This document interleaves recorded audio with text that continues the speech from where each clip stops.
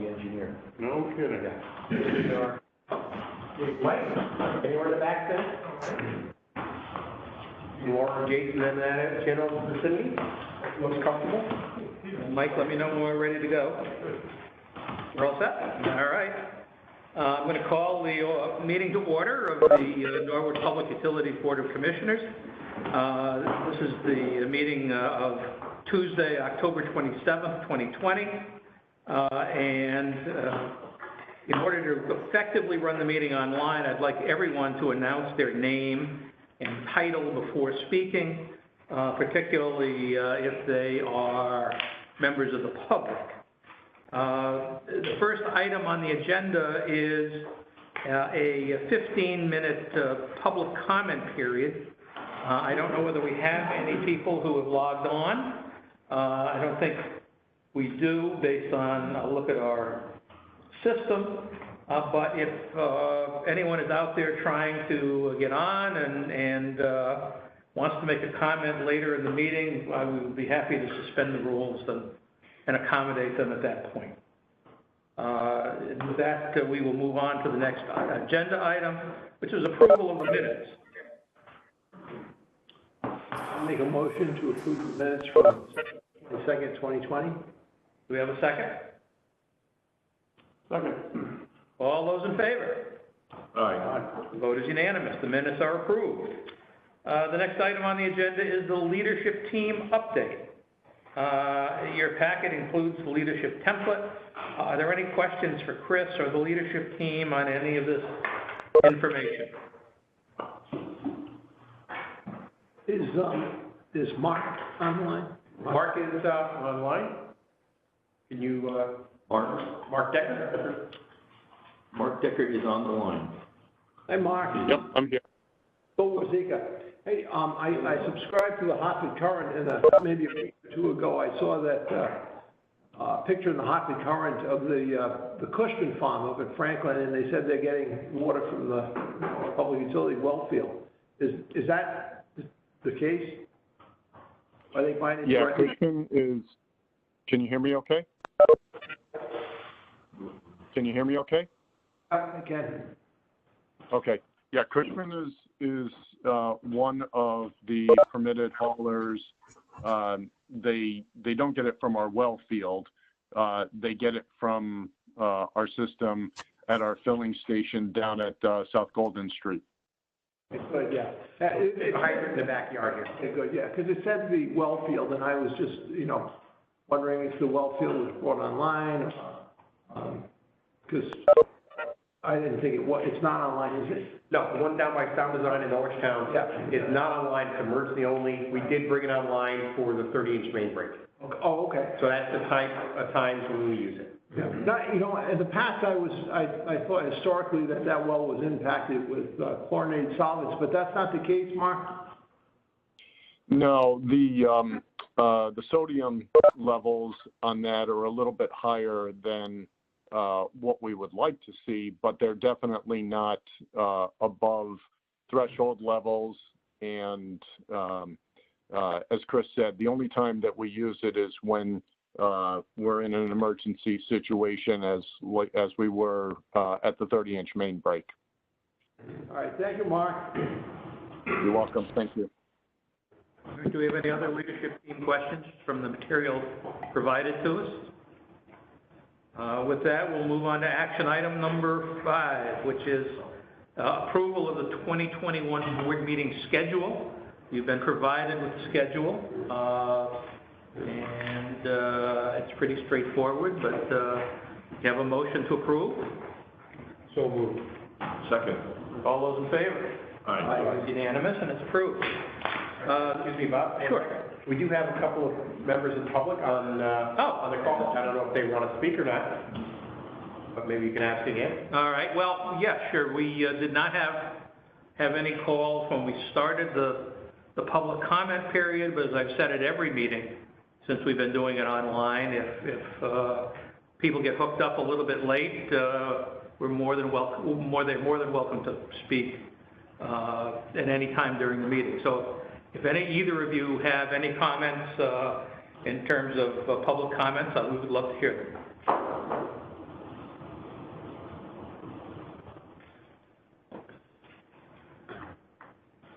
I'm going to listen to the presentation, the COVID-19 presentation. Okay, that sounds good. Thank you for letting us know. And there's another caller, I believe. Do you have any comments you want to make, or do you just want to monitor the meeting, or whatever is your preference? Okay, and we will have public comment in the sewer meeting as well, so that would be Yes. appropriate for the COVID discussion, if that's what she's talking about. That's right. All right, the CMEC update is the next item on the agenda. And the Commissioner Peel, do you have a report? Thank you, Mr. Chair. Yes, the CMEC board met on September 24th and October 22nd to review, discuss, and approve the CMEC strategic plan. Tim Blodgett from Hometown Connections was the facilitator for the plan and commented that participation from CMEC staff and the board was exceptional. Regional competitive metrics were down for September, but still projected to be at or close to budgeted values by year's end. The project portfolio was above budget for Microgen, Hydro-Quebec, transmission project number 1, and the diesel generator. Project portfolio was well below budget for Pierce, energy storage, and the community solar garden. The sub-base fuel cell is still offline, and when online, will add a budgeted loss of over $2 million per year. The board approved the nepotism policy endorsed by the governance committee, arising from a concern raised last year in the audit committee while adjudicating the employment of a board member's son. The board reviewed minor changes to the 401k policy to align with IRS guidelines.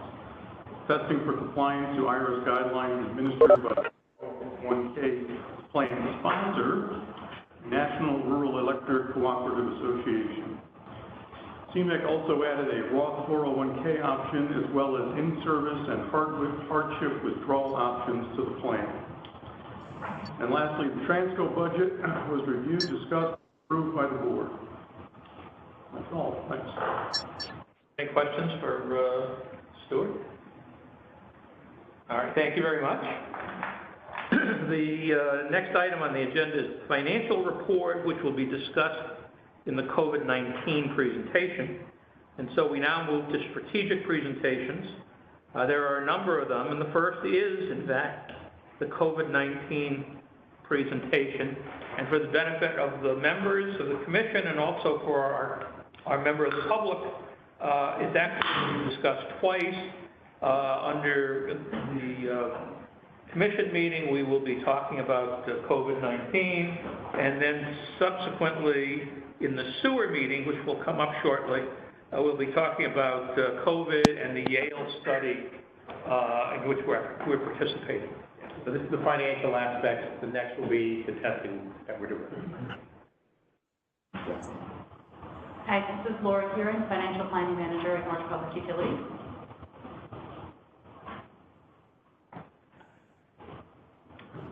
This presentation shows the impacts of the COVID pandemic through MPU for our actual through September and our forecast through December. Move the mic a little closer. Can you hear me now? Is it not on? Yes. I have to project. Yes. Okay. Oh, it's not working. There we go. A lot of feedback. Okay. So the presentation that we're about to go through is our actual through September and our forecasts for October through December. Next slide, please. The forecasts are based on actual data where it's available and assumptions as noted, and through our changes in sales revenue, collections, reductions in expenditures, and impacts on our cash reserve. Next slide, please. Under normal operations, revenue from October 1st through December 31st was budgeted at $23.7 million. Due to the impact of the pandemic, our revised forecasted revenue is $22.1 million, which is a reduction of 7% or $1.6 million over the next 3-month time frame. Next slide, please. Sales revenue assumptions based on the last 7 months of data showing the impact of the pandemic on sales. We continue to see an increased trend in residential sales and decrease in our commercial customers, as noted, with anticipated projections of 13.5% for residential customers, 24% for commercial decrease, 65% decrease in industrial, and a 21% decrease in public sales. Penalties were returned to 1.5% per month, which is 18% per year as of October 1st. Next slide, please. In regards to receivables, we collected $2.5 million less than from the period of February 2020 through September of 2020. We are expecting reduction of $1 million in cash receipts over the timeframe of October 1st through December 31st. So based on our forecast as of December 31st, we should see a $3.5 million increase in our accounts receivable balances under our COVID-19 operations. Next slide, please.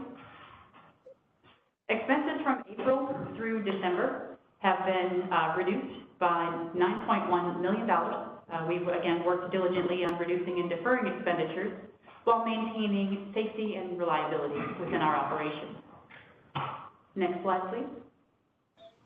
Can we go back to that number? I just want to understand how much of it is delays in payments that are accrued for receipts some other time? I don't have the exact breakdown. However, if we look at the types of expenditures that we have been able to reduce and defer, one-time expenditures such as overtime costs, those won't come back. However, the majority of these expenditures were programs and projects within operations and maintenance that will come back. We didn't trim a lot of trees in April, but we're going to have to do that tree trimming at some point in time in order to ensure reliability. So the majority of those expenses, I would have to say, are deferments. And that includes a lot of capital projects too, where we just had to push those schedules back. Okay. Yeah. Without COVID, Route 32 gas main would have been completely renovated and replaced. That's getting pushed into next year. We have a deadline of September to get it done next year. Hopefully we'll be able to make it. There's a lot of projects like that that have been pushed out. They still need to be done.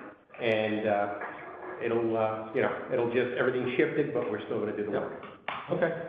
I have a question. I'm Mike Gold, Commissioner. On the previous slide, you said that, I think in October, the penalty for late payment was going back to 1.5%. Correct. per month? Yes. Is that this October? It was October 1st, so just a few weeks ago. And I'm not familiar with that decision process at all that resulted in that. That's state statute, Mike. And the governor had an option for everybody to defer that until October. Show the deferment, we didn't charge any interest till October. Yeah. But by state statute, we need to charge that. By state statute, utility customers have to pay 1.5% per month interest? Mm-hmm. That's punitive. If you already can't pay, why don't you just take out a shovel and bury these people? Well, it's not our fault if it's a state statute. what you're going to listen to is Jeff's presentation next, which will go into special payment arrangements and hardship. And some provisions where you can pay. There are provisions we've been able to make. Oh, well, I'm glad to hear that. Thank you very much. That's quite encouraging.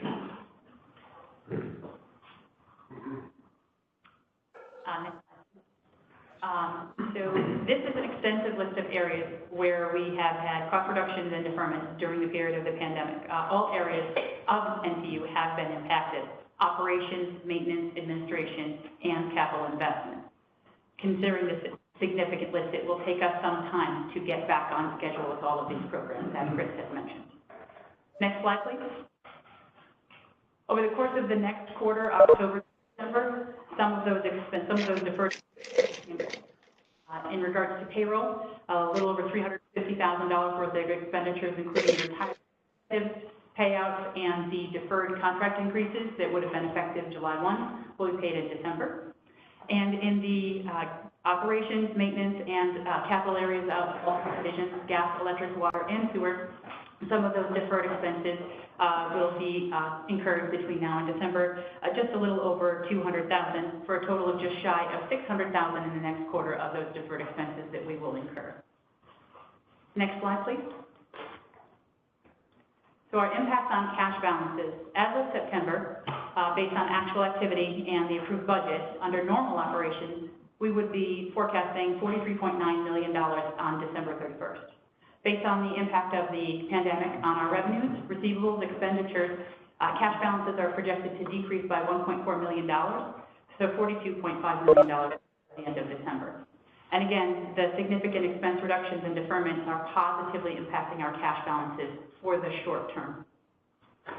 Next slide, please. And here we see a chart where we forecasted that $42.5 million under our COVID operations. Had we not done those expense deferments, we would be looking at $33.4 million as our cash balances as of December.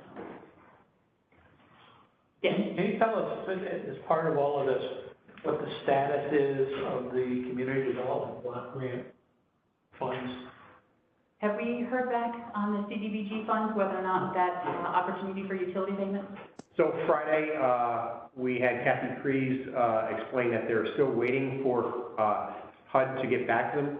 Chris Riley also followed up. We're still waiting to hear, and we'll see if we can get some help from some of our political leadership and moving things along. But it's always better to have a slow answer than a quick answer. The quick answer is probably no.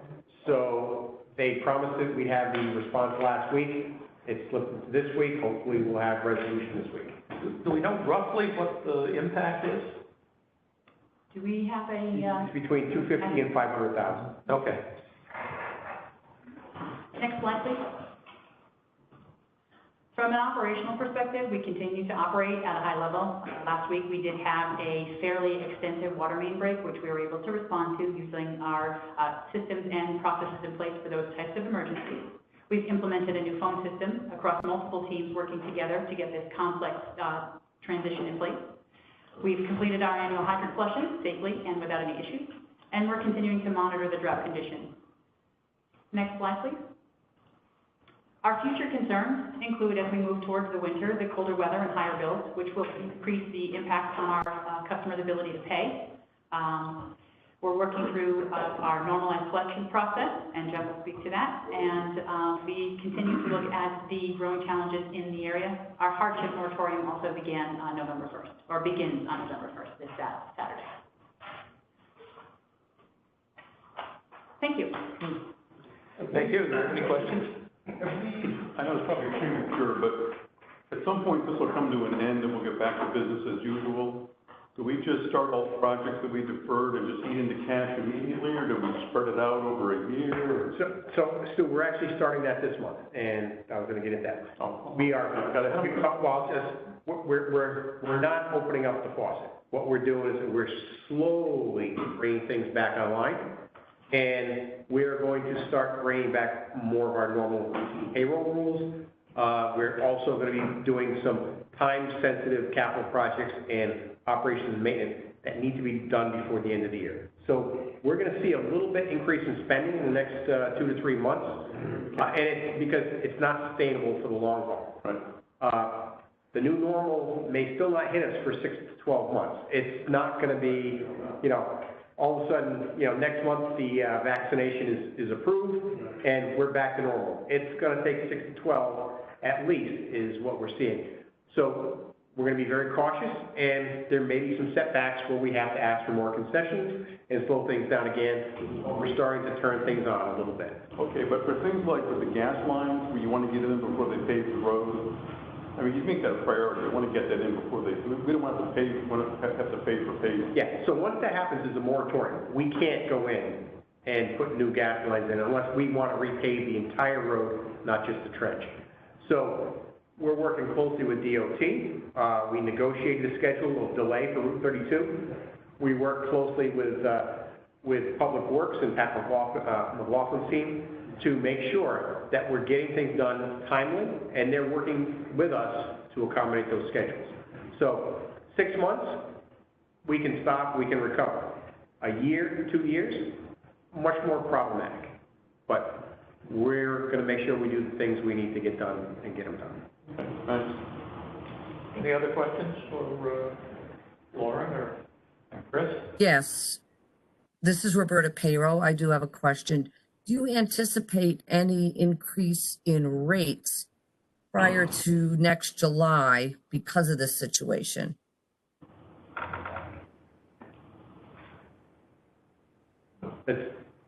As the chair, Bob, we can answer or not. This is an answer, go ahead. I would say. Sure. No, I mean, we have a three-year rate projection, and that's been passed by the board in was it September or October? September, right? September. Yeah, I think that's right. In September. So we're doing cost-cutting measures to not change from that plan. We'll have to continue to tighten the belt if we don't recover, but we feel the rates that we passed are able to last in the next 3 years. And just maybe you can recap the 3-year rate schedule. Okay, so maybe Laura's better at it. I will get it close to being perfect, but Laura will get it perfect. So our sewer rates will increase for November 1st. So rates rendered on or after this Saturday, the sewer rates go up. The purchased gas adjustment is under evaluation right now for a potential change over the winter period. The next rate increase will take place in November 1st of 2021, and that will be for the gas and electric division and the sewer division. And then the year after that, in November of 2022, we'll see again gas, electric, and sewer division. So next sewer rate is 6% for sewer in November. And then it's what, 2 1/4 and 1.5? 2 1/4 for gas, 1.5 for electric. And for a customer that has all 4 services over the 3-year period, it's about 2% a year across all services. 2% of the bill. Of their bill, correct. So I think rates are being held down substantially over the next three years for electric, gas, and water. Water is not going to go up at all for all 3 years. The one that goes up is sewer. That goes up, I thought it was 6.5, but 6-something% per year over the next 3 years. That's primarily because of the state mandated rebuilding of the sewer treatment plant, which is going to be incredibly expensive. Okay, thank you. My pleasure.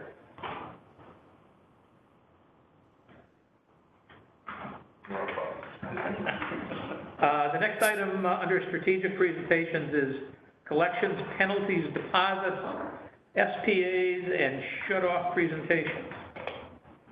Jeff will be leading us in this presentation, and I think he's going to answer one of your questions, Mike. All right, great, thank you. We'll go to the next slide if you want to see.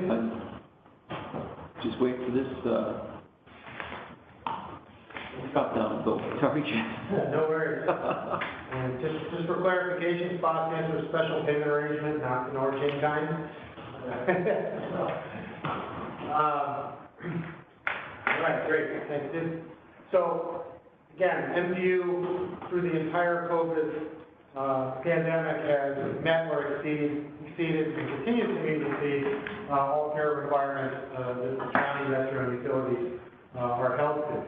One of the things they talked about earlier, or we mentioned, were the special payment arrangements. I'm going to talk a lot about that tonight, because that's where we're working with customers and leveraging the fact that we're a municipal utility and we can work directly with our customers and, getting an arrangement that works for them.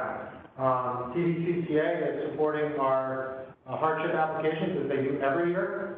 We anticipate a significant increase in hardship applications this year, and I want to be very clear. If you've lost your job, if you've lost your source of income, your hardship. And hardship will not be terminated through this winter. So, again, TDCC is very helpful in doing a qualification of that hardship and helping us with that, and is ramped up to support the additional load this year. It's also available fully remotely online or by phone, so that way people don't have to come down. Jeff, is there a deadline to sign up for a hardship? There isn't. However, November 1st is when the program begins. So generally, we want to get everybody signed up by November 1st. Make sure that they are protected from any termination and receive the full benefits of the program. As usual, that ramps up a lot over October, and you'll see that in some charts that I have coming here.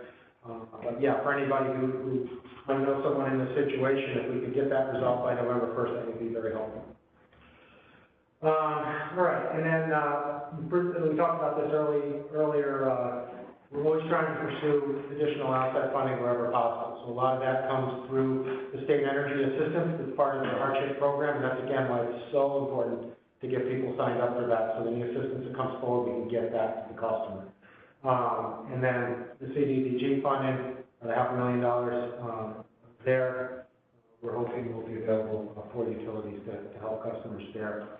A couple of things quick on, like you mentioned about the penalties, and a couple stats from last month. We saved around $400,000 in penalties for the community as a whole because of what we were able to do with the help of the city council and from the mayor. So that's great. It was only $78,000 assessed total over that entire time period. So normally it's about $100,000 a month. So that was something we're very happy about. Okay, next slide. Okay, more details about the SPA program. And again, the SPAs, they're going to continue through the moratorium, which ends on May 1st. I mean, majority of this, people are going to be signed up, or companies signed up currently, or will be by the end of the month. But we want to make that available in case people's situations change, et cetera. Big thing, no interest charge. So if you are on a special payment arrangement, the restaurants can charge up to 6%. We have never charged interest on a special payment arrangement. That's a customer that's working with us and allowing us to work with them to get them back on track. We're not going to charge them interest on that. We're not required to. So that's, there's the option, but we're not required to. Very important. We also came up with some flexible payment terms to get people back on track and pay and do a walk before you run. The first 2 months, and we're about 2/3 of the way through this at this point, it's going very well. You only have to pay your current bill. Right now, we're in a shoulder month, not a lot of heating, not a lot of cooling. Water and sewer is probably going to be. That allows customers to just pay current and defer all their past dues. So it's kind of like an annual. Second month, next month's going to be the same way. So again, nothing in the past due. When you get into the third month, then we look at, okay, how many months between, about 18 months between then and June of 2022. And we break it into equal payments, again, no interest, and the customer begins to pay their current charges plus their 1/18, their past due balance without interest. So hopefully it's going to ease people back into being able to pay. Again, if you're hardship, if you can't pay, then you're protected from anything. You're still encouraged to pay your agreement if you can. If you can't, fall in the hardship level. These are for people and businesses who have the means to pay and, you know, for whatever reason haven't. So it's pretty good. Next slide. Okay, special payment arrangements, and I have a graph coming up on this. That's actually almost 900 since I filled this in on Friday. So I'll give you an idea how many we're signing up on a daily basis. And you see the very disproportionate split between residential and commercial. Commercial, we've lost some large customers, and the meters aren't spinning nearly the way they used to. We're doing very good with payments there. Not quite so good on the residential side, and that's where you see the difference in values. Yeah. Do we really know what's going to happen with the laundry? I mean, do we have a handle at all? Right. Well, I'll be careful what's been shared with me in confidence publicly. But right now, as everyone's aware, that the employees have been laid off. It looks like that's going to be closed at least through the first of the year. Obviously, their hopes are to reopen, but I don't think there's been any indication of when that might occur. So, thank you. We're hopeful. It is our largest gas customer, so obviously that's a big impact on revenue for us. Okay, next slide. Okay, so this is the number of spas, and there's a nice title at the top, but get an idea of what we're talking about. And again, we had gone into a period of stagnation through about the middle of the summer into September, where we were basically, people were setting up spas, businesses were setting up spas, but they weren't able to make any payments. So then it just rolled over again. By having this modified payment plan, you know, we just need your current, we don't need your spot payment, that reduced the amount that they had to pay, and then we're able to get moving forward a little bit. So you see the sharp uptick. The 7th of October, when we first started sending notices out with our new process, and you can see it shortly thereafter ticked up. We're going to continue to track these on a monthly basis and bring this to board, just so we can really see where things are going, but I think it's going to give us a good idea of that. Next slide, please. Okay, and again, the total value of the spas, you see it coming down. A lot of that actually was as a result of people not being able to pay, so we didn't go back on the spa, just kind of went into a holding pattern. We did have, on the positive side, some commercial payments, which brought that down. But now again, we see that tick going up. If you're going to have more spas, you're going to have more money in spas. But that's okay, those are customers we're working with, and we understand what that cash flow is going to look like. Next slide. Okay, the hardship program, I got into it a little bit before. Again, on a normal year, this is about $750,000 through the state energy assistance that we can bring in for our customers to help them pay their bills. I anticipate that to be larger this year, obviously. Normally, we have 1,400 participants. Many of them sign up the last minute or after the November 1st deadline. I appreciate you bringing that up. Again, we anticipate and are prepared for significantly more customers in that market going forward. Right now we have 328 enrolled, but again, we'll see a sharp increase in that coming weeks. No terminations from November 1st to May 1st as part of the additional hardship program. This is something we do every year. We flipped our service center manager, will come in here and do a presentation on hardship. In this case, we wrapped it into the overall. Next slide, please. Yeah, just a graph, see it going up. When I bring this to you next month, I think you're going to see the sharper hooks in that. That's good. These are people that we've got protection for, and then we can get that funding. Next slide, please. Okay, service termination policy. Majority of cases, we haven't gotten to this point. There are a few that we have. Again, hardship is always exempt. We have over-communicated. Can't over-communicate. We've made an effort to be sure that we do. In addition to general public media, Chris Riley and his team have done, do direct calls. We have an actual live individual, not a machine, but a live individual calling every single one, a group of individuals, I should say, calling every single one of these customers. 1,700 calls, 3,500 notices have gone out. 76 customers were actually terminated, but what I want to stress on that is only 3 of those customers were off more than 2 days. 2 of those were confirmed as actually did.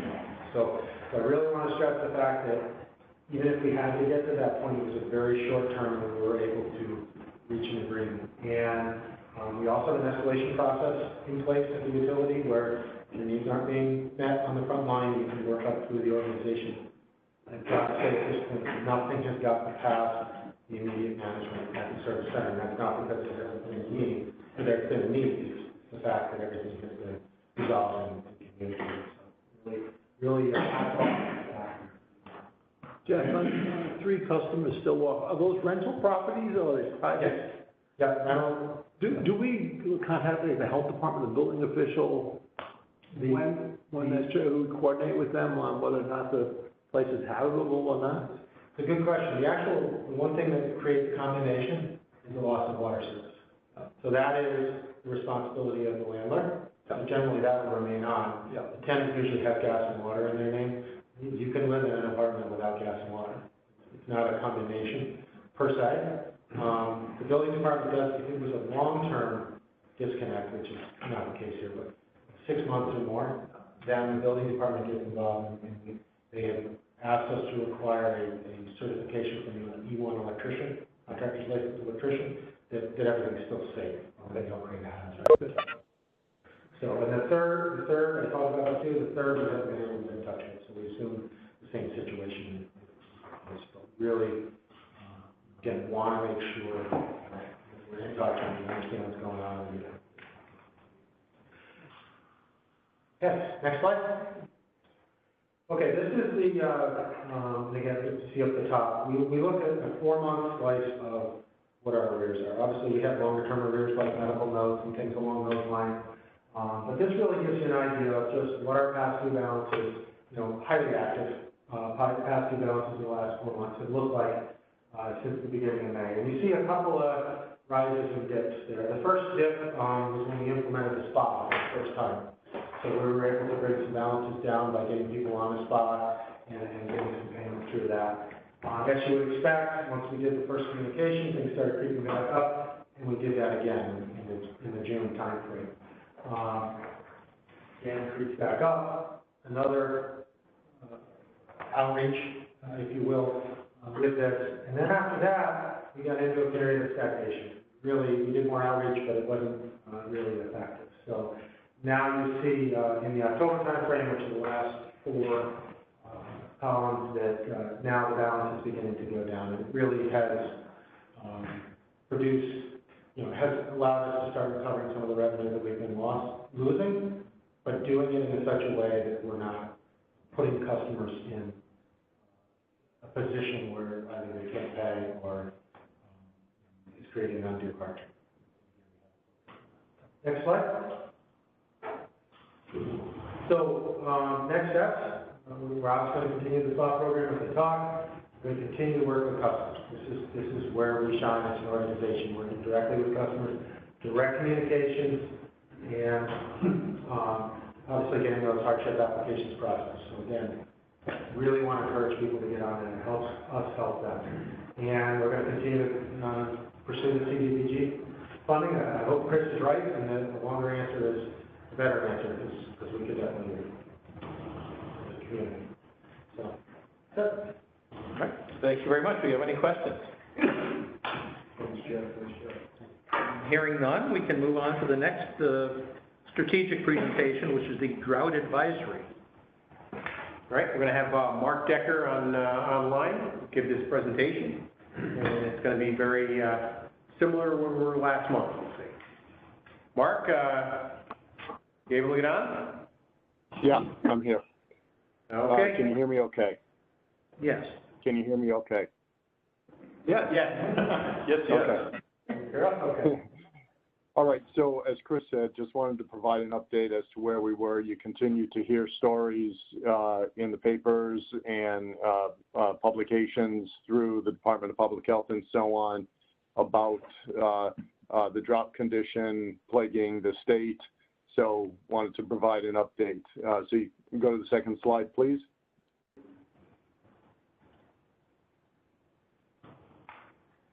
And this slide is the same one that you saw last month, which basically identifies the staged response plan that, again, each stage becomes more restrictive than the prior one, reflecting worsening drought conditions.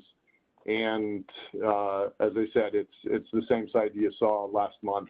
We are currently in the water supply advisory stage. If you can go to the next slide.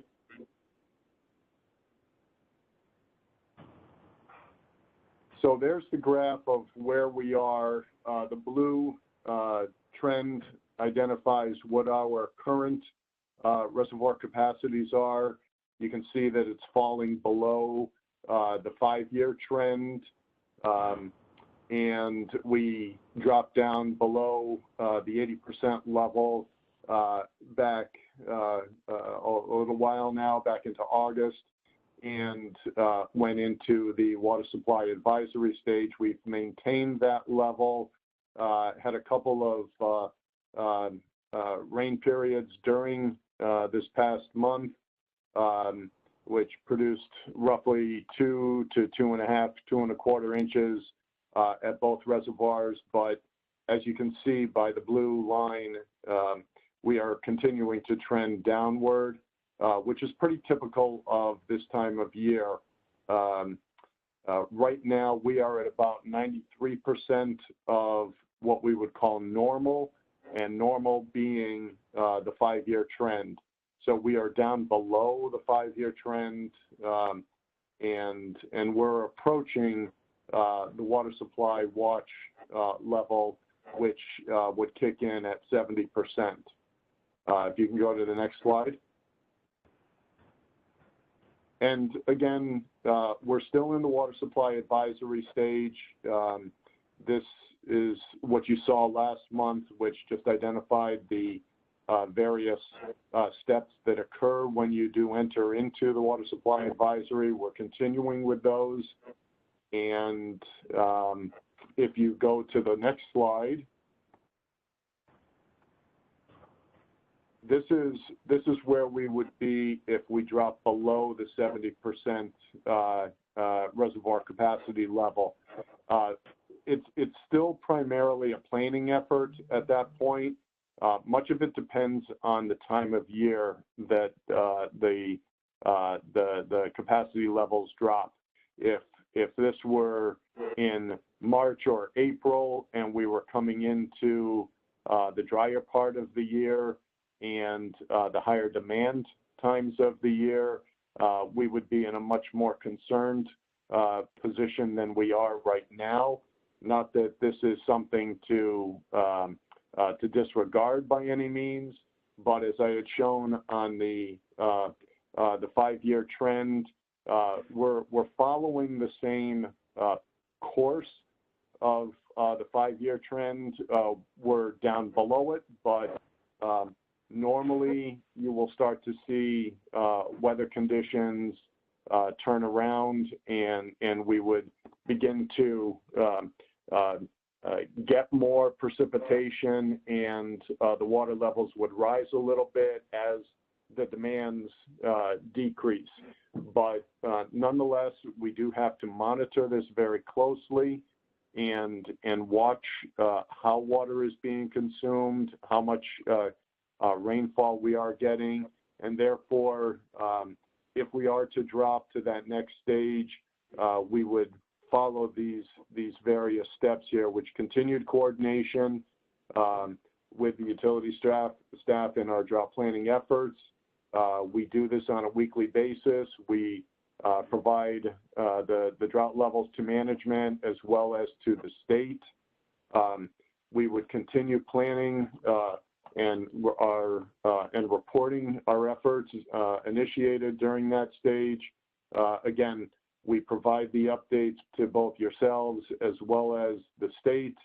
And the Web EOC is an online emergency operations program that we put information into so that the state can very quickly turn to see if there are any significant issues that would constitute an emergency. And so we update that on a weekly basis as well. We are conducting in-house management measures to maximize the use of our supplies. If there is an opportunity to repair any significant leaks, we would certainly do that. If it were to come at the cost of significantly having to use a lot of water to repair something, we're going to hold off on doing anything in that fashion. You can go to the next slide. And especially, we are cognizant of our internal water usage. We have completed our system-wide flushing program. Typically, if the weather conditions allowed and the supply was there, we would probably extend beyond the major spine network of our infrastructure and work towards some of the dead-end portions of our system so that we're able to touch every hydrant at least once over a 3-year period. We have curtailed that at this point because of the drought condition, and we'll only be performing water quality flushing in those areas as necessary if we do receive any kind of customer concerns. And another step which is included in the water supply watch, but we're already initiating that, is to begin to implement a media campaign to educate the public. Again, doing this type of a presentation to you guys makes its way out to the public. We issued a press release and the New London Day published an article back on the 15th regarding both the state status as well as the region's status. So we are trying to stay a little bit ahead of the curve on the next drought response. Again, not that we want to downplay this condition at all, but this is certainly not the worst drought that we have been in, to my recollection. If we go back to about the same time in 2016, which was the most severe drought that I've experienced since I've been at NPU, at the same time, we were at about 60% reservoir capacity, and we dropped down to about 54%, and eventually climbed back up.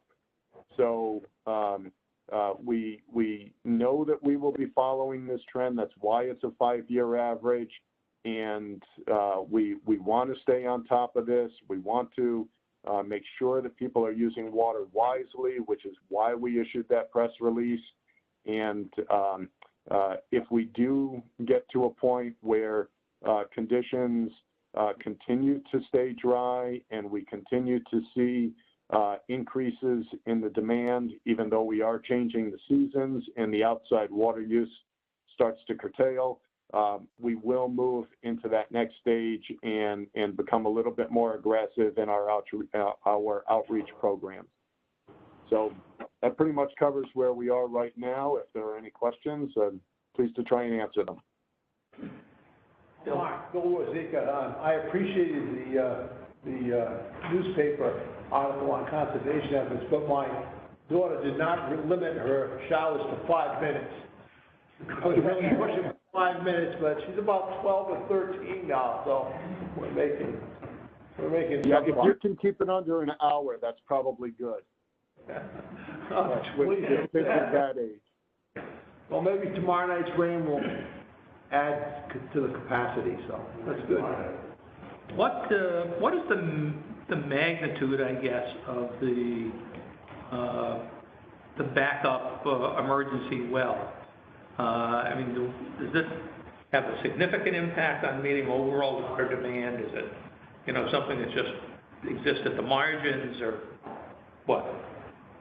Okay, the emergency well is one of our redundant supplies. It serves two purposes, such as it did in the water main break last week.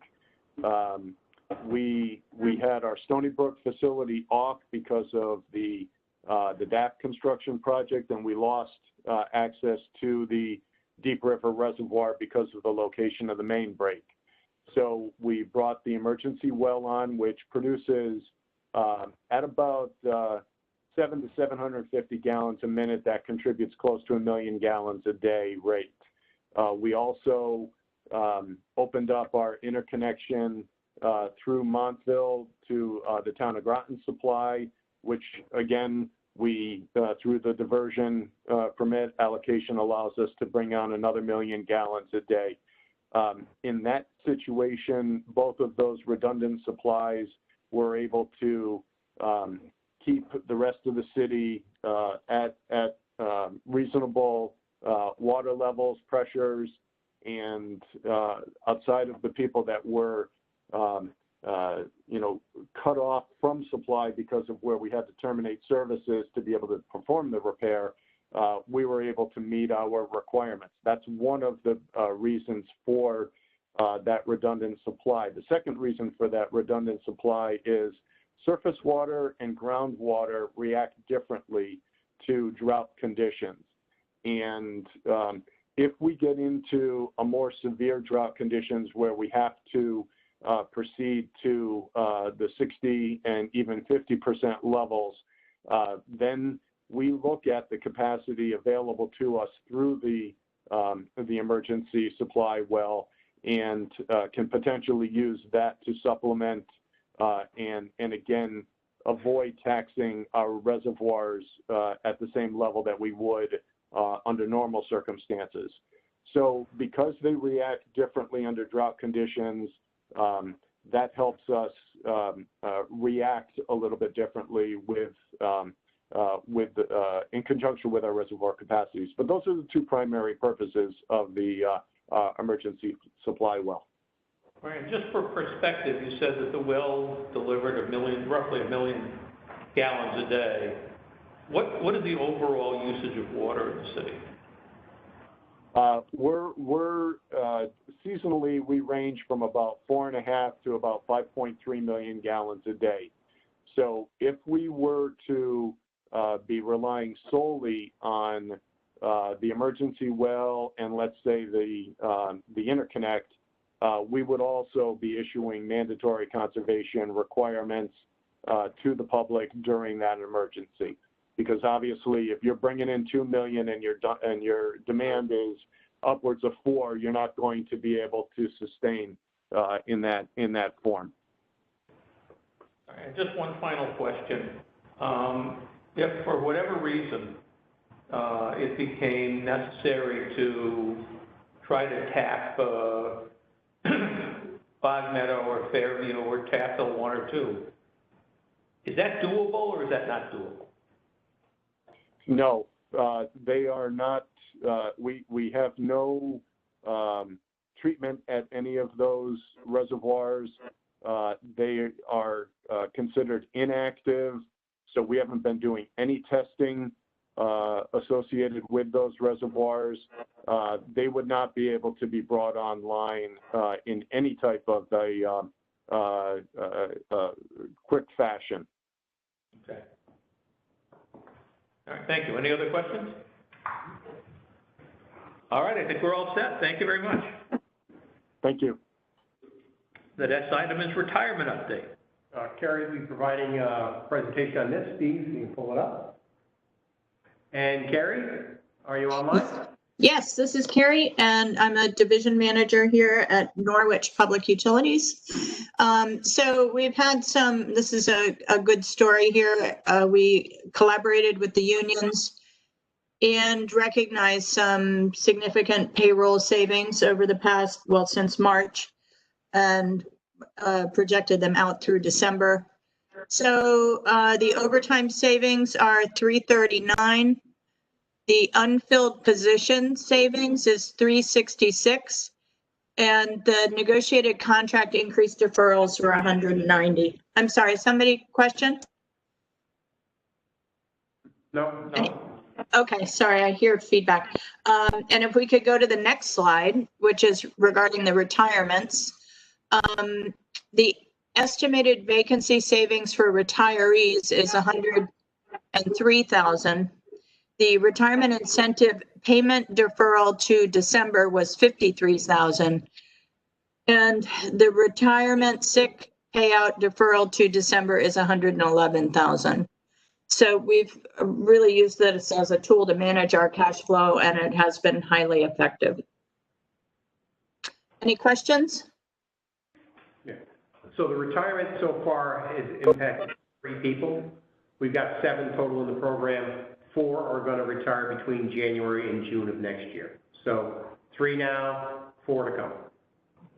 That's with the incentive that we gave with the early retirement, that program. Correct. So they had So if you took it for. yeah, they had a larger incentive if they deferred when they took their payout. So that's that 111,000. Those management positions or? So the first 3, 1 management and 2 of the hourly.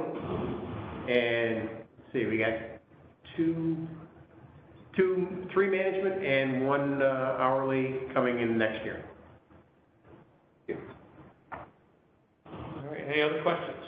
All right, with that, the next item on the agenda is a report from NCDC. And we have Jason Bitson, the head of NCDC, here to talk to us. As I think we all know, we have been a supporter of NCDC for, I think, decades, certainly for years and years and years.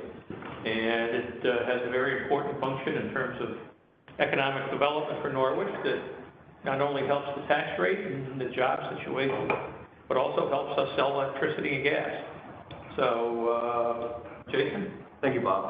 As Bob mentioned, Jason Vincent, I'm president with NCDC. I just became the president in July of this year, so I'm still in my first quarter, if you will, or getting ready to go into the second of the work, and just wanted to share some of the things we've been doing this past year. I was with NCDC from 2012 to 16. I left and returned in 2019, October of 2019, so about a year that I've been there. So we've still got some work to be able to report out what it is that we're doing effectively, but we'd like to be able to share some of the things we're doing tonight. So maybe we'll do the next slide, because this is not, yeah, it doesn't seem to be, what's that? Is there?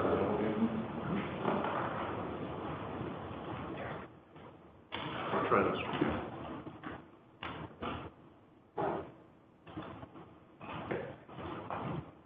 Yeah, I love technology. It always works when you want it to work, and no, you have to push the slide advance, I guess. Yeah. Might just be, there we go. So our board of directors is made up of public and private sector officials. So we have mayors on our board, President Pro Tem of the City Council, and Stacy Gold. Bob Staley from the MPU board and Crystal Rose served with us as well.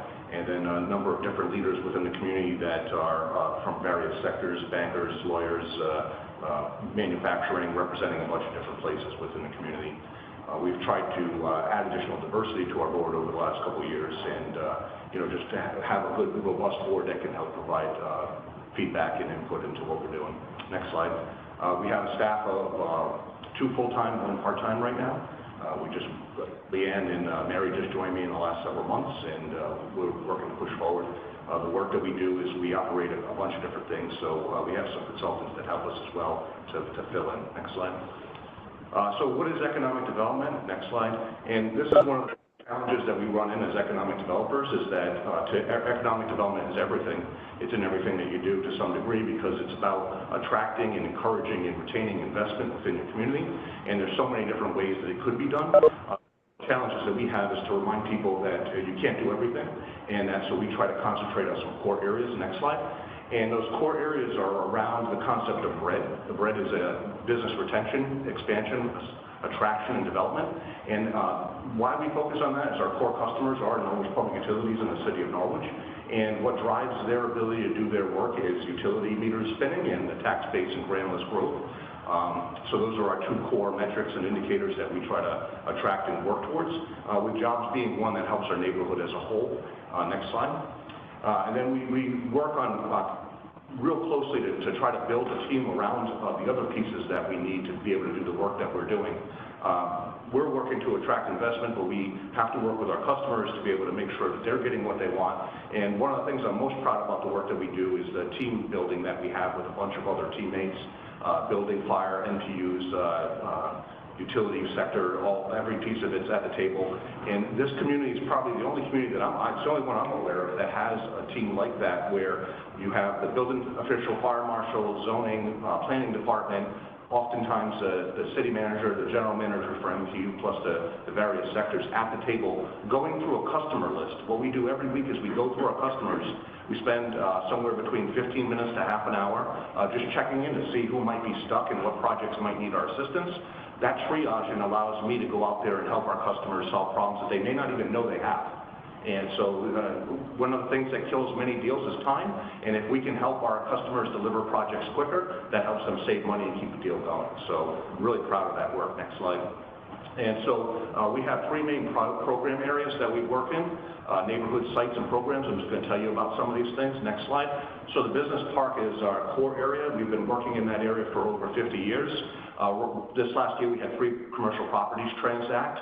The most significant being 5040 Wisconsin, which is the former Lighterlier property, that sold for, next slide, $5.5 million, about $27 a square foot.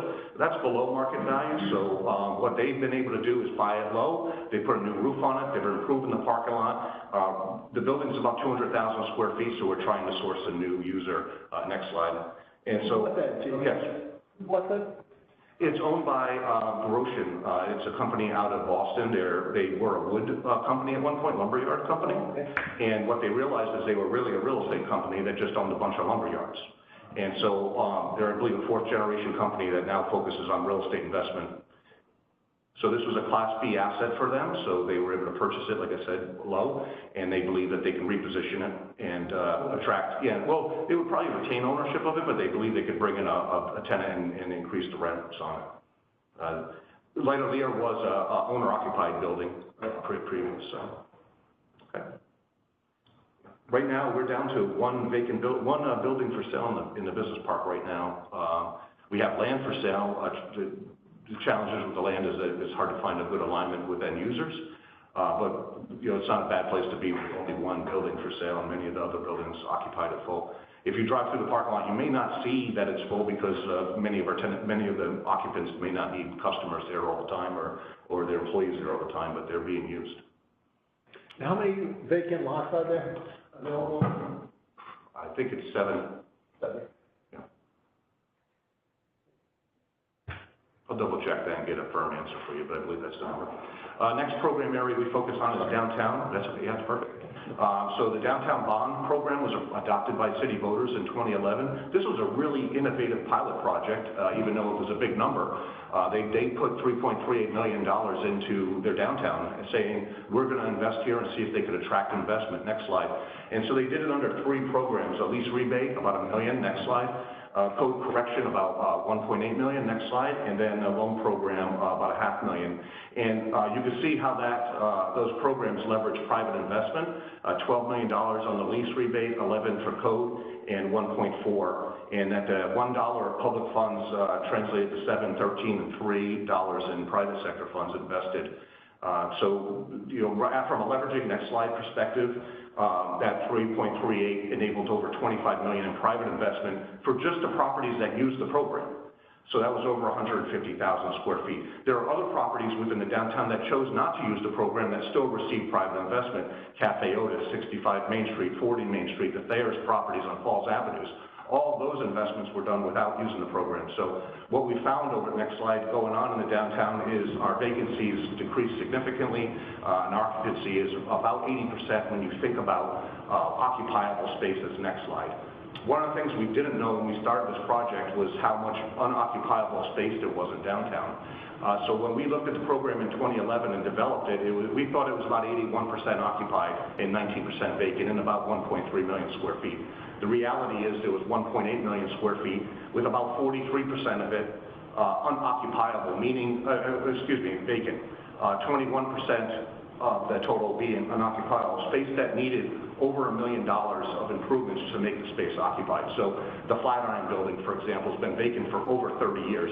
It's a 15,000 square foot building. You can't just go in there and turn the electricity back on. You've got to rebuild electrical line to the building. You're rebuilding all the utilities to the building. And then there's no staircases in the building. So you're probably dropping $400 a square foot to rebuild that, or $6 million. So you're not going to just attract a small business owner into that business. You're going to have to invest a lot of money if you want to keep the building. And where we're at right now, if you subtracted out the unoccupiable space, we're at about 80% occupied in downtown right now. So we're pretty excited about that. And next slide. And that's also visible through the net change in businesses. We're over 40. Right now, this is a dynamic. We're at 43 today. It continues to change every day, but more so on the open than on the closed. What happened from 2011 to 2015, we were still recovering from an economic downturn. And there was a lot of pressure put on the program for not performing at that time, but our state wasn't performing either.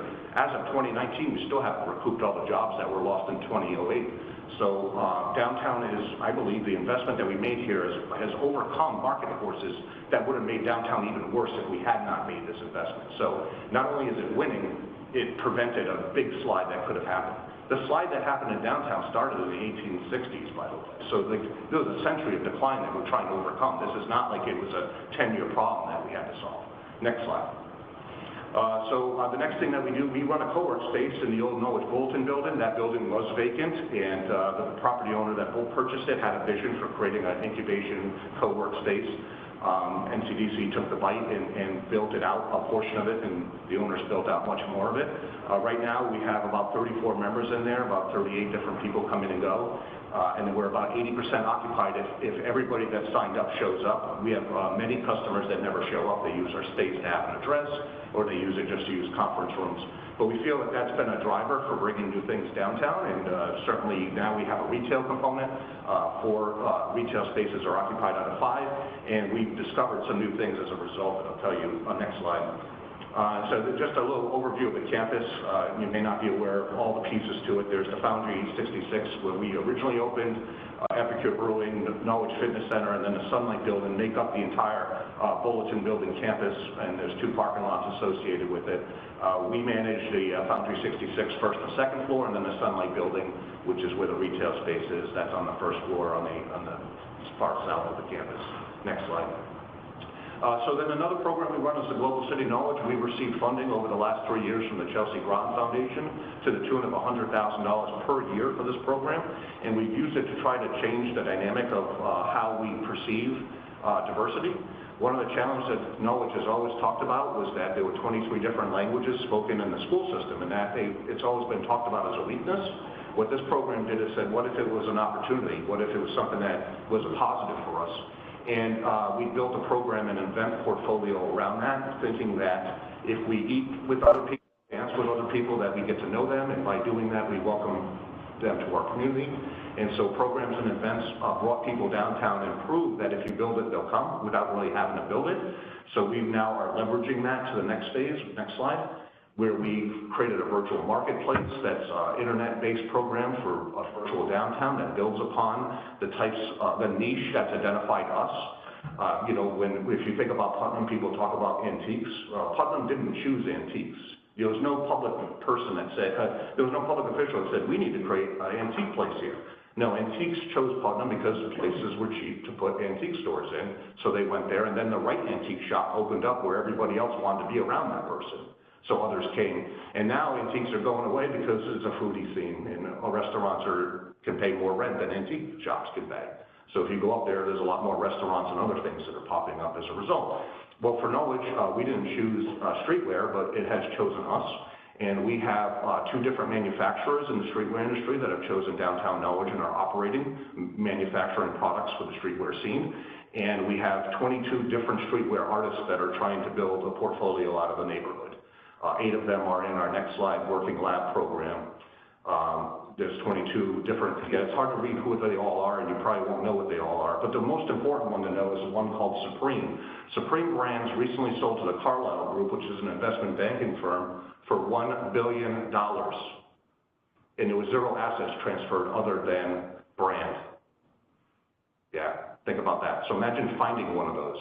So what we're trying to do is leverage this opportunity to see if we can, you know, we don't need to get 1 billion, move the decimal points over several points in time, and if we can land something within that sphere or spectrum, then something neat might happen. And these entrepreneurs are actually renting brick and mortar space, but they're doing it in a way that has never been, that I've not seen before, and that is, you know, one 800 square foot storefront has 6 businesses in it, instead of it being one separate business. So it's pretty unique. There's things that I don't fully understand about it. One of our businesses sold a pair of sneakers for $1,600 that you could have bought for $100. Hey, go figure. But that's what's discovered us. And what we don't know about it is what we'll continue to learn. But we're trying to find ways to reduce the barriers of entry for these small businesses. And we believe that something is neat about it. Next slide. Then we're working on places. As part of this program is activating the public realm. One of the things about downtown is it's not bright enough. You know, when they put in the decorative street lighting didn't consider what the actual foot candle needs are on the ground. And so to fix that is very expensive because it's underground everything. And what we're trying to do is an above ground, very inexpensive light component. And our first program will be down Broadway and up Main Street, and we're working to implement that. And special thanks to MPU for all the help that you've given us in making that go forward. The city is paying for it, and we're working with Prime. Electric's going to be our contractor. It's been bid out, and they've been awarded the project. And I think what we'll find is this is a pilot project. It's very low cost and we think we'll be able to create some additional vibrancy in the neighborhood. So next slide. So the Global City Knowledge has already won 2 awards, one from the Connecticut Planning Association and one from the Connecticut Main Street Association, because those professionals recognized the work program that was developed. This was all done before I joined NCDC, but it's a pretty remarkable initiative and something the community should be proud of. Next slide. We also work on the Mercantile Exchange. Right now it's for sale, but we work with the Masterton Pequots on that very closely. Next slide. And I just wanted to show you, this is what the floor stack looks like right now. Green being occupied, yellow is vacant, and gray is common areas that are unoccupied, they're not leasable spaces. So somewhere around 50, maybe a little bit more percent of the building is occupied right now.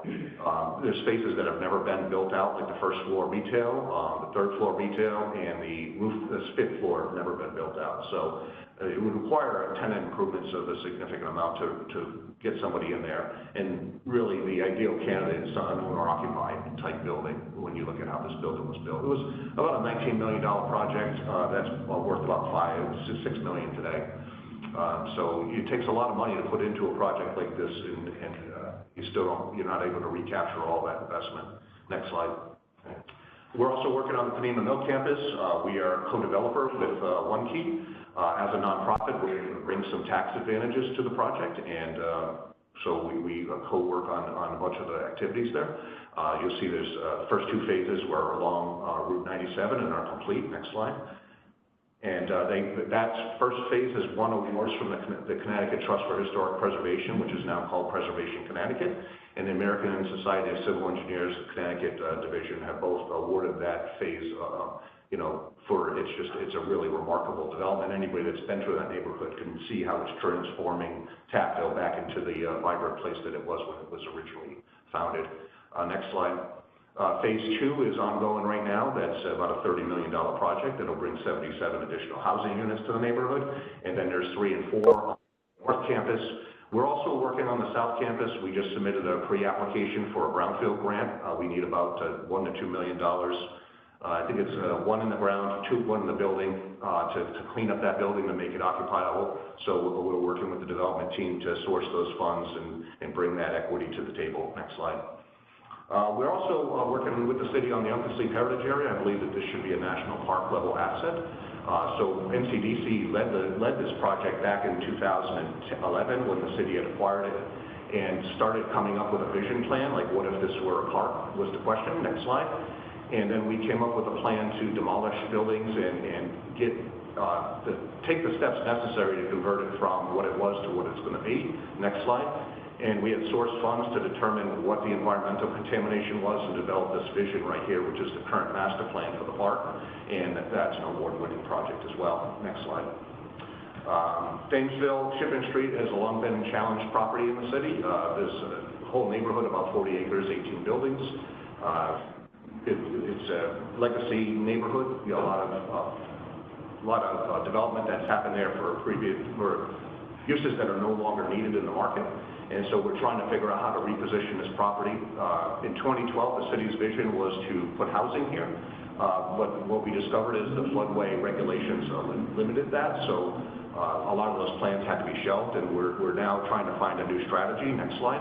And so just looking at everything, the ability to develop a plan involves 3 main things: an inventory, then an assessment, and then developing the strategies.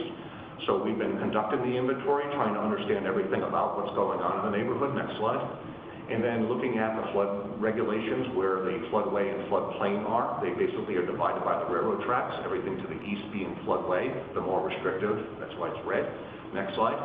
And then trying to think about the strategies to deal with what's going on out there. And we believe we have 3 strategies that can help us overcome the barriers that are preventing investment. And so we've been working with FEMA and with other agencies to come up with that plan. And so we'll be socializing those ideas in the near future. Next slide.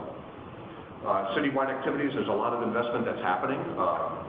A big piece of it is the housing market. Norwich's housing market is very strong right now. That's being driven by a number of reasons. One being COVID. People are moving outside of cities with New York and Boston and moving into more rural areas, and Norwich is considered such. We're amenity rich. We have a lot of great things to do in this city, and so that's attractive to people from those places. The other drivers are electric boat, which is gearing up for additional growth. They have about 20 years of additional work there, and it's in the billions of dollars. Right now, they're undergoing $800 million in expansion to get prepared for the Columbia-class submarine, so that's exciting. We also have the U.S. Navy is moving additional submarines into our neighborhood. We're hearing as many as 10 could move in. Each submarine has 500 household sailors on it, which is 500 additional households per submarine.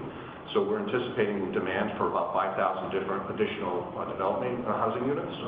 And we already had a shortage of about 5,000 or 6,000 going into the COVID crisis. So when you take a shortage of housing plus a lot of demand for housing, and understanding that housing is an economic driver for Norwich, the city could capitalize on this demand that's coming our way. Right now, the rental housing market in the city is over $100 million a year industry, just to give you some scale of it. Next slide. So the city grand list is kind of a critical indicator of what's going on within a community. Revals have reset the grand list multiple times, and sometimes that people can perceive that as being a canary in a coal mine and maybe get a little nervous about what's happening. But one of the things that we found when we adjusted the trend line to inflation is that Norwich is tracking inflation on the grand list. We're not making money, but we're not losing money, right? So obviously we'd like to be above that trend line, and that's the work that we're going to continue to do. But just seeing where we are relative to inflation, I thought provided some good perspective about property values overall within the city. Next slide. So part of our challenge as a very small outfit with a few, we don't have a big team, and we had a lot of transition within the last year. It's challenging to track the metrics. We're down in the trenches most days doing the work, and so being strategic and getting to strategic levels is tough for us, mainly because nobody's collecting the data that we need to be able to communicate, so we have to collect it ourselves. And some of the data that we need to collect is hustle, the work that our teammates are doing to help us. For example, when I mentioned that NPU coordinating team meeting, that's 100% hustle meeting. Like those people getting together and meeting with a developer prior to them investing money might be 7 hours worth of work or 10 hours worth of work, and it never gets captured anywhere. But those hours of work just enable that investor to say, yes, I'm going to spend several $1 million in this city. And I think that's the most remarkable, those types of statistics are important, even if they're not tangible. And the other thing is, even though we hear some struggle within our hospitality, restaurant, and event side of the sectors, we hear a lot of optimism from manufacturing and other businesses. So we are working with 5 businesses right now that are Norwich-based businesses looking to expand. So they're looking to invest more in this community.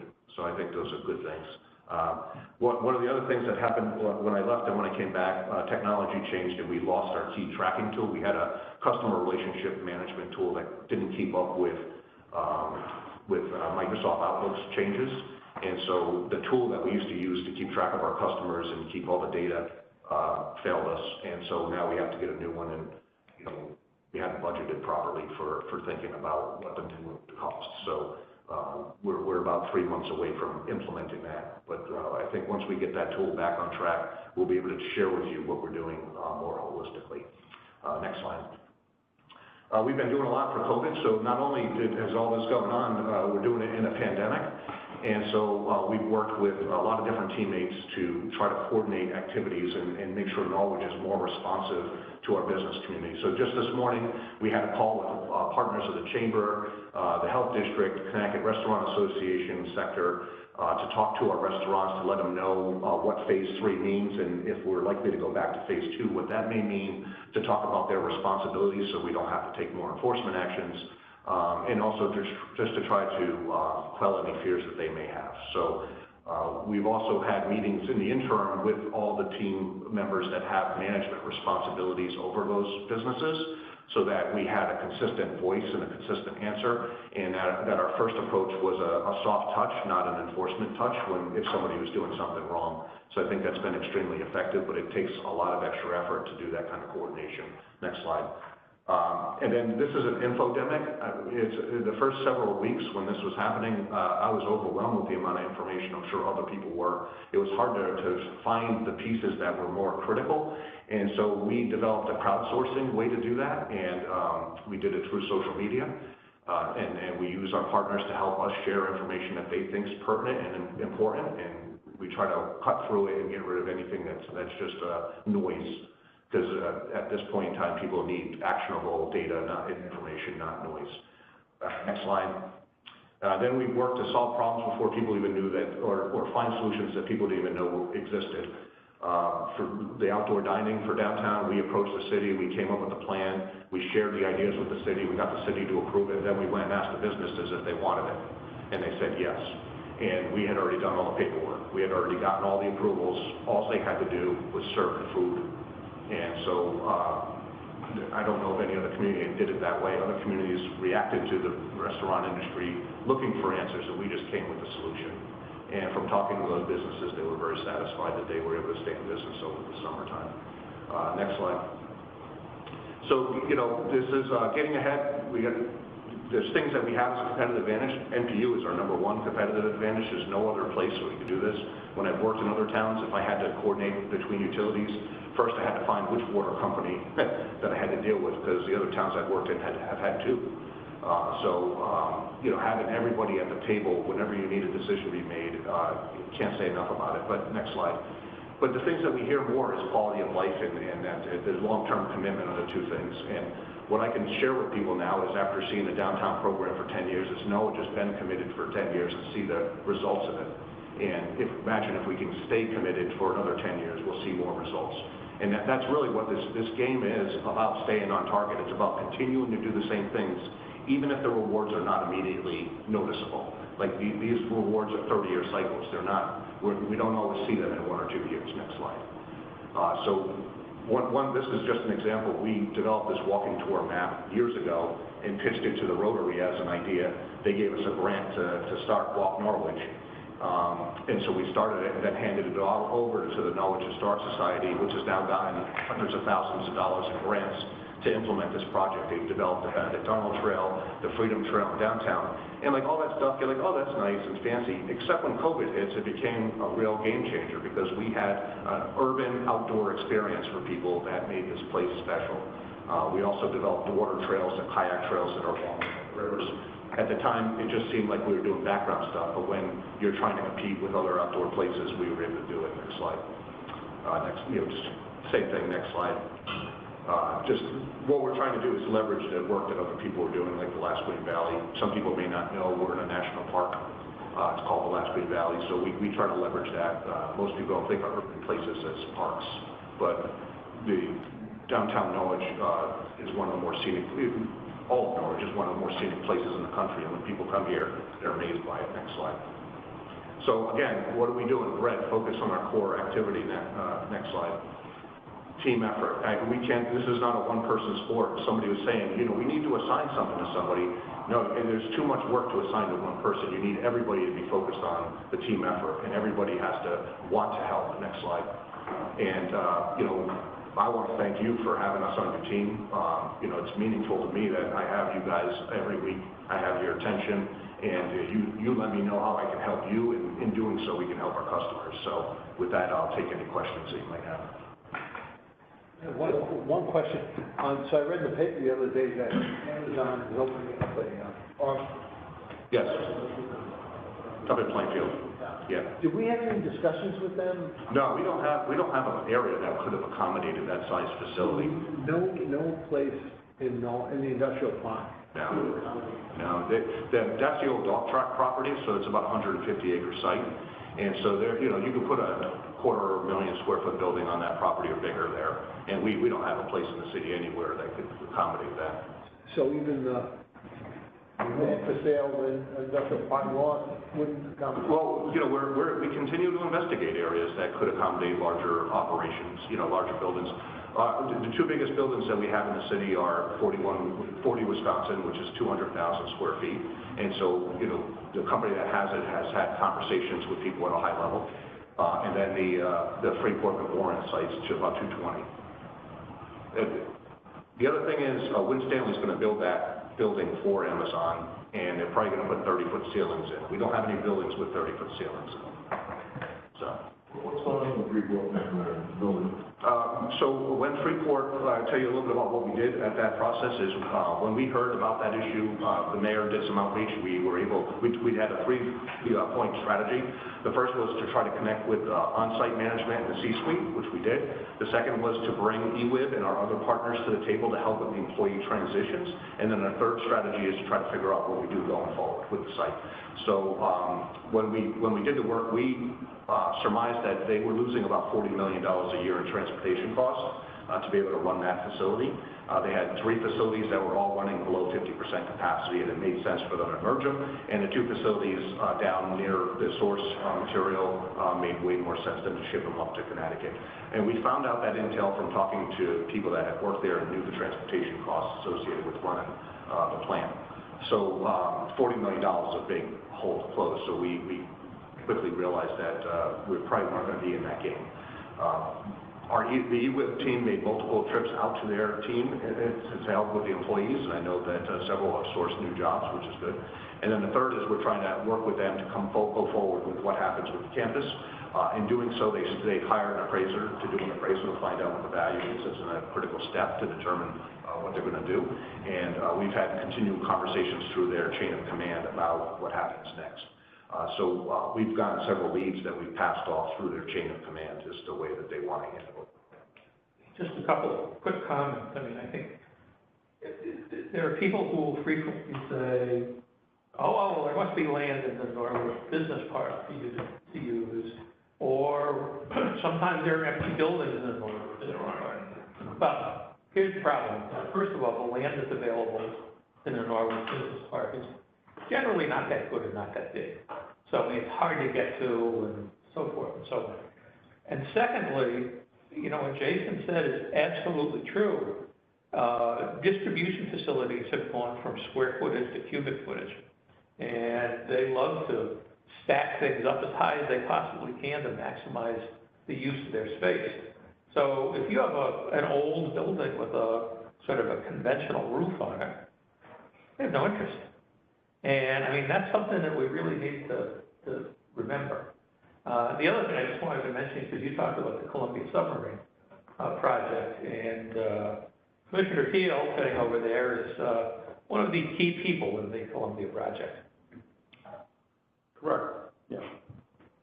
It's impressive. It's impressive what's happening down there right now. Right, so that program's going to be a go. They got released for long lead funding for material.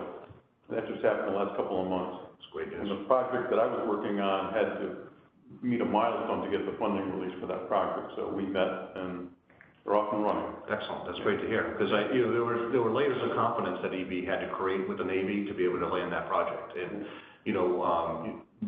part of it was making sure we could accommodate the employees that need to be in our region to do the work, and that there would be enough employees. So I know you guys have worked hard to do that. It's going to be a good program. It'll run for at least 20, 25 years at least. That's really going to cement submarine production in southeastern Connecticut for a long time. It'd be hard to press that for anybody to come in and compete with electric boat after that. Yeah, especially electric boats. They've now been awarded the maintenance contracts as well. Projects the EB would typically do on their own, now being done by EB, which is just another way to be deeper into the ecosystem, if you will. All right, any other questions, or should we just thank Jason? Thank you very much. Thank you for your time. I appreciate it. Anytime you might have a question, we're available. Let us know. I'll be glad to answer it. Thank you. Thank you very much. And that is the end of the public session for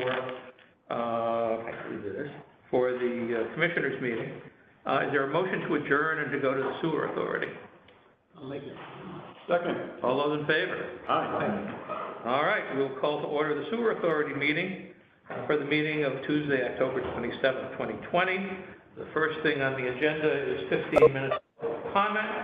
I don't know if we have anybody from the public logged in or not.